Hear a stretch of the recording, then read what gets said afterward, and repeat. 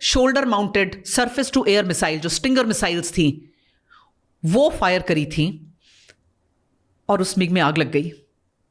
Ajay Ahuja eject हुए और parachute से जब नीचे आ रहे थे तो he was fired upon. It is against Geneva convention. आप कभी भी पैराशूट से जो नीचे आ रहा है क्योंकि उसके पास फेयर फाइट नहीं है, उसके ऊपर आप फायर नहीं कर सकते। It is not the ethics of war. लेकिन पाकिस्तानियों ने उनके ऊपर गोली चलाई। जब वो नीचे गिरे तो पॉइंट ब्लैंक रेंज पे उनके ऊपर गोलियां मारी गई। His bones were shattered, his body was like अ छलनी। अगले दिन एक मी-17 जहाज हेलीकॉप्टर, उसके ऊपर भी ये मिसाइल का अटैक आया। Indian air force went back on the drawing board. Beach operation में उन्होंने अपनी ऑप्स की स्ट्रैटेजी को रिवर्क किया। तो अगर इंडियन एयरफोर्स जंग के बीच में स्ट्रैटेजी रिवर्क कर सकती है तो आप और हम किस झाड़ की पत्ती हैं? माने ईगो नहीं होनी चाहिए, हम कभी भी करेक्शन कर सकते हैं लाइफ में। They went back on drawing board और उन्होंने बोला पहली चीज, हम ऐसा कोई जहाज नहीं उड़ाएंगे जो 28,000 से नीचे उड़े, क्योंकि स्टिंगर मिसाइल का रेंज 28,000 फीट है। हमारे जहाज कम से कम 30,000 फुट पे उड़ेंगे। दूसरी चीज, अब क्योंकि मिग इज नॉट सक्सेसफुल, क्योंकि उसके रॉकेट्स जो हैं वो रेरिफाइड एयर की वजह से अपने टारगेट पे नहीं गिर रहे हैं, we brought in Mirage 2000 which were equipped with laser guided precision bombs.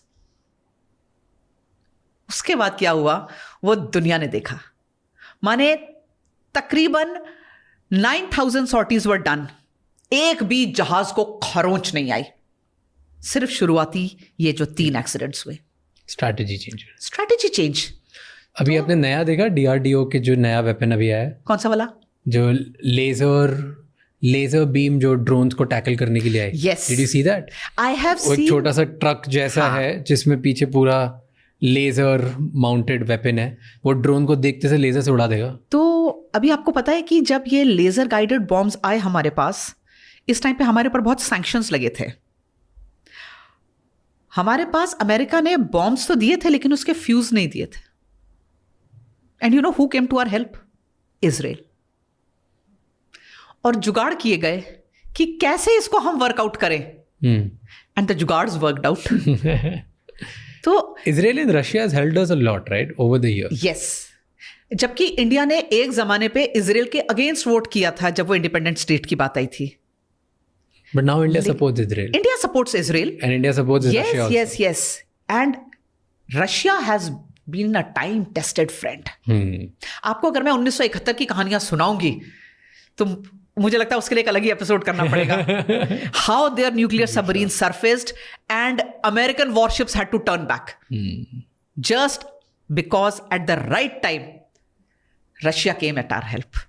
तो ये 2 बड़े time-tested friends हैं और हमें अपने फ्रेंड्स को एकदम नज़दीक रखना चाहिए। या व्हाट इज़ वन थिंग जो वॉर के बारे में हम सिविलियंस को कभी नहीं पता चलेगा, या कौन सी ऐसी चीज़ है जो मूवीज़ में देख के एक्सपीरियंस नहीं कर सकते and something that you can see in the war, क्योंकि आप वहाँ पे रह चुके हो?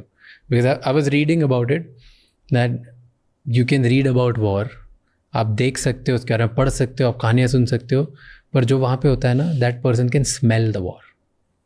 वहाँ का बारूद, वहाँ का खौफ, वहाँ का जुनून, वहाँ की एंगर, वहाँ का ब्लड, वहाँ का like guns, powder, everything that you guys can smell. और वो बहुत बहुत ज़्यादा या तो जुनून क्रिएट करने वाला, कॉन्फिडेंस क्रिएट करने वाला एक्सपीरियंस है, बहुत ट्रॉमेटिक एक्सपीरियंस होता है। So that's one thing. ऐसे कौन सी और चीज़ है जो